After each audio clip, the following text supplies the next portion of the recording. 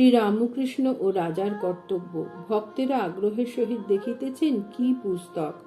পুস্তকের নাম দেবী চৌধুরানী। ঠাকুর শুনিয়াছেন দেবী চৌধুরানীতে নিষ্কাম কর্মের কথা আছে।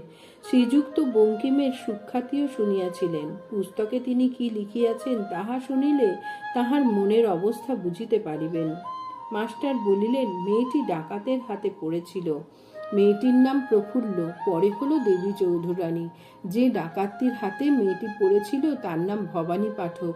ডাকাতটি বড় ভালো, সেই প্রফুল্লকে অনেক সাধন ভজন করিয়েছিল, আর কিরকম করে নিষ্কাম কর্ম করতে হয় তাই শিখিয়েছিল। ডাকাতটি দুষ্ট লোকেদের কাছ থেকে টাকা কড়ি কেড়ে এনে গরিব দুঃখীদের খাওয়াতো, তাদের দান করত। প্রফুল্লকে বলেছিল, আমি দুষ্টের দমন, শিষ্টের পালন করি। শ্রীরামকৃষ্ণ, ও তো রাজার কর্তব্য। মাস্টার, আর এক জায়গায় ভক্তির কথা আছে। ভবানী ঠাকুর প্রফুল্লর কাছে থাকবার জন্য একটি মেয়েকে পাঠিয়ে দিয়েছিলেন, তার নাম নিশি। সে মেয়েটি বড় ভক্তিমতী। সে বলতো, শ্রীকৃষ্ণ আমার স্বামী। প্রফুল্লর বিয়ে হয়েছিল। প্রফুল্লর বাপ ছিল না, মা ছিল। মিছে একটা বদনাম তুলে পাড়ার লোকে ওদের এক ঘরে করে দিয়েছিল। তাই শ্বশুর প্রফুল্লকে বাড়িতে নিয়ে যায় নাই।